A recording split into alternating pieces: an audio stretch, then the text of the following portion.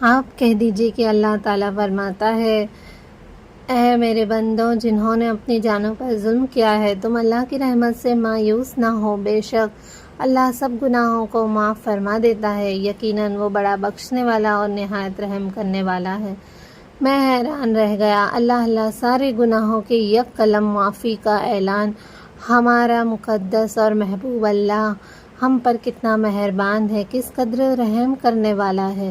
جی چاہتا تھا کہ مسلسل قرآن پڑھتا رہوں، لیکن مؤذن نے تکبیر کہہ دی۔ میں لمحہ بھر کے لیے اپنی جگہ کھڑا رہا، پھر لوگوں کے ساتھ آگے بڑھا، صف میں کھڑا ہو گیا۔ میں اپنے آپ کو اجنبی محسوس کر رہا تھا۔ میں نے نماز مکمل کی اور سورج طلوع ہونے تک مسجد میں بیٹھا رہا، پھر گھر لوٹا۔ کمرے کا دروازہ کھلا، میں نے اپنی بیوی اور اپنی بیٹی سارہ کو دیکھا، وہ دونوں سوئی ہوئی تھیں۔ میں خاموشی سے پلٹ آیا اور اپنے کام کے لیے نکل گیا۔ لا تقنطوا من رحمت اللہ، تم اللہ کی رحمت سے مایوس نہ ہو۔ سورہ زمر۔ صبح صبح کام پر جانا میری عادت نہیں تھی۔ مجھے صبح صبح بیدار دیکھ کر میرے ساتھی حیران ہو گئے۔ مجھ پر تنزیہ مبارکباد کی بوچھار ہونے لگی۔ میں نے کوئی پرواہ نہ کی، میری آنکھیں دروازے پر لگی ہوئی تھیں۔ میں ابراہیم کا انتظار کر رہا تھا۔ وہ آفس میں میرا ساتھی تھا اور ہمیشہ مجھے نصیحت کرتا رہتا تھا۔ وہ بڑی بصیرت اور اعلیٰ اخلاق کا مالک تھا، معاملات میں بڑا خیر اور صاف گو تھا۔ ابراہیم آ گیا، میں اپنی جگہ سے اٹھا، اس کا استقبال کیا۔ اس کی آنکھیں حیران تھیں۔ اس نے مجھ سے پوچھا، احمد تم؟ میں نے جواب دیا، ہاں میں نے اس کا ہاتھ پکڑا اور پکڑ کر اسے اپنی طرف کھینچا اور کہا، میں تم سے بات کرنا چاہتا ہوں۔ اس نے کہا، بہت اچھا، ہم دفتر ہی میں بات کر لیتے ہیں۔ میں نے کہا، نہیں، ریسٹورنٹ میں چلتے ہیں۔ ابراہیم خاموش ہو گیا اور اپنے کان میری طرف لگا دیے۔ میں نے اسے گزشتہ رات کا سارا واقعہ سنایا۔ پہلے تو اس نے مجھے حیرت سے دیکھا، پھر اس کی آنکھوں میں آنسو چمک اٹھے۔ وہ خوشی سے جھوم اٹھا، پھر بڑی لجاجت سے بولا، میرے عزیز بھائی، اللہ رب العزت تم پر مہربان ہو گیا ہے۔ اس نے اپنا کرم فرمایا ہے، تمہارے دل میں ہدایت کا چراغ روشن کر دیا ہے۔ اس کی حفاظت کرنا، اسے گناہوں کی آندھی سے بجھا نہ دینا۔ میرا وہ دن بڑا حساس بساس گزرا، پوری رات سو ہی نہیں سکا تھا۔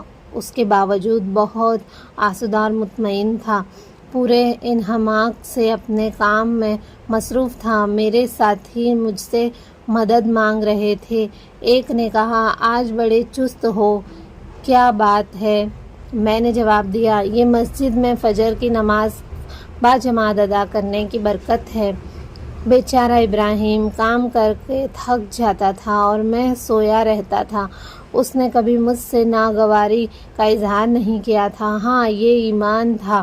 جب ایمان دل کے ریشے ریشے میں سما جاتا ہے تو اسی طرح کے ثمرات اور برکات لاتا ہے۔ وقت گزرتا گیا، مجھے کسی پریشانی اور تھکاوٹ کا احساس تک نہ ہوا۔ ابراہیم نے کہا، احمد تم گھر چلے جاؤ، تم رات سے سو نہیں سکے، تمہاری جگہ میں کام کرتا ہوں۔ میں نے گھڑی دیکھی، ظہر کی نماز میں تھوڑی دیر رہ گئی تھی۔ میں کام کرتا رہا، پھر مؤذن نے اذان دی۔ میں فوراً مسجد چلا گیا اور پہلی صف میں بیٹھ گیا۔ میں بیتے ہوئے دنوں پر کف افسوس مل رہا تھا اور بے حد شرمندہ تھا کہ نماز کے وقت میں کام سے بھاگ جاتا اور بازاروں میں آوارہ گھومتا تھا۔ مگر اب میری کیفیت یہ ہو گئی، بیگم اشک توشد حیف عمر کے گزشتہ کاس ازی پیش گرفتار غمت خواہم بودا، تیری الفت کے بغیر جو زندگی بسر ہوئی، مجھے اس پر بے حد افسوس ہے۔ کاش میں تیری محبت میں بہت پہلے گرفتار ہو جاتا۔ یہ ایک شاعری تھی، اس کا ترجمہ۔ نماز پڑھ کر میں گھر کی طرف چل دیا۔ راستے میں سارا کی یاد نے مجھے بے چین کر دیا۔ سارا کا کیا حال ہوگا؟ میں اپنے سینے میں گھٹن سی محسوس کر رہا تھا۔ معلوم نہیں کیوں میں نے سر آسمان کی طرف اٹھایا اور دعا کی، اے اللہ میری بیٹی کی جلد شفا عطا کر۔ گھر پہنچا، دروازہ کھلا، بیوی کو آواز دی، کوئی جواب نہ ملا۔ جلدی کمرے میں داخل ہوا۔ میری بیوی آہیں بھر بھر کے رو رہی تھی۔ اس نے میری طرف دیکھا اور زور سے چلائی، سارا داغِ جدائی دے گئی، آہ میری بچی مر گئی، اپنے خالق حقیقی سے جا ملی۔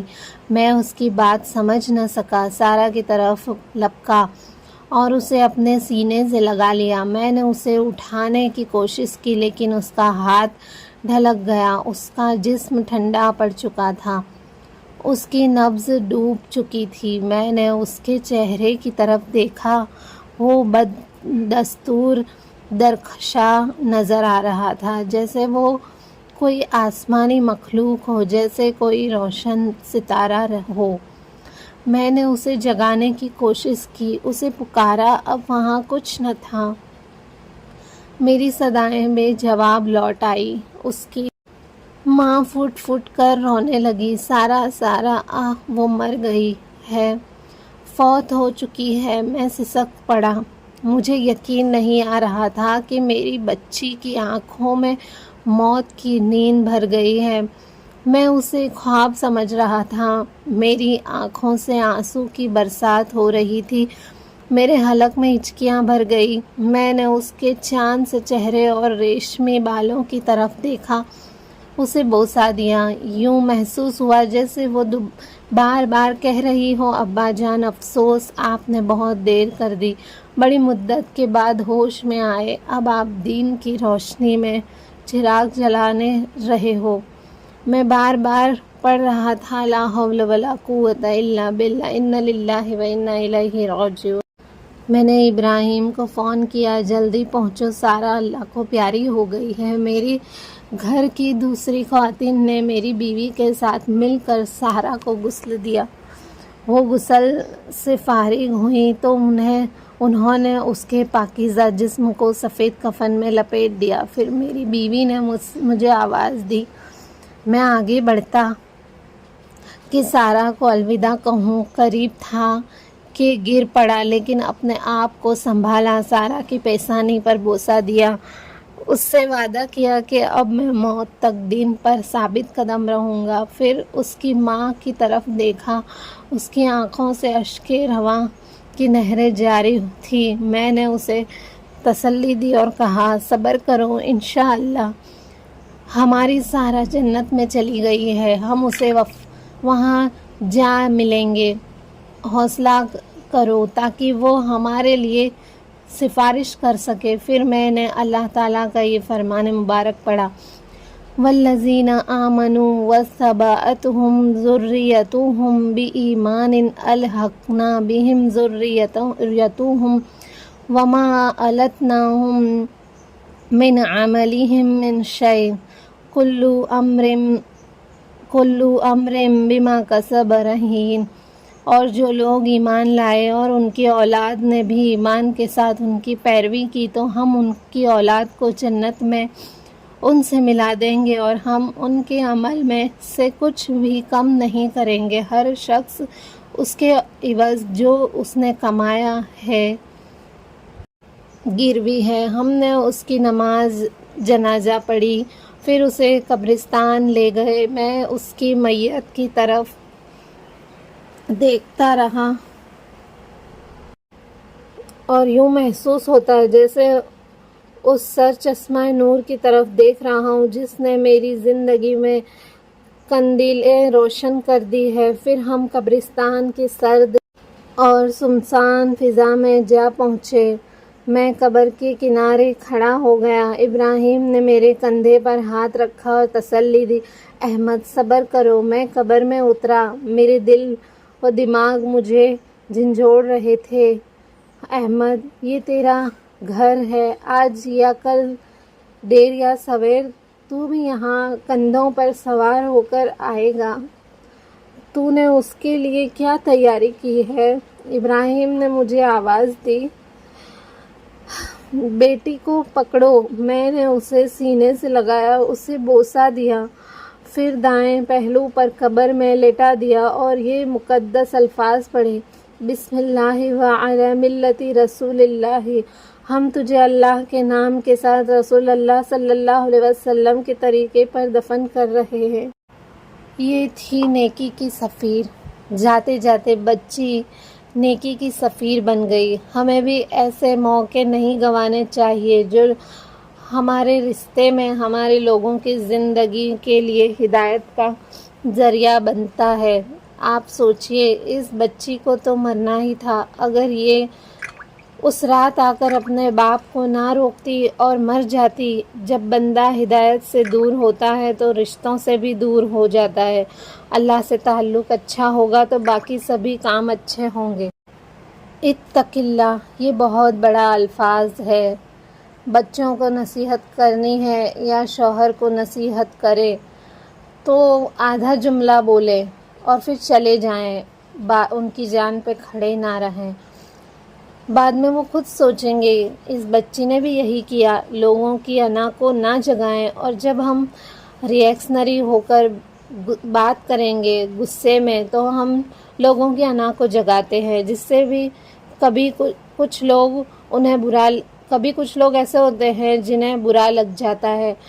اگلے کو شرمندہ نہ کریں، یہ غلط ہے، سر پہ سوار نہ ہو، لوگوں کو اسپیس دیجیے، نصیحت کریں اور پھر چل پڑیں تو کبھی جھگڑے بھی نہیں ہوں گے۔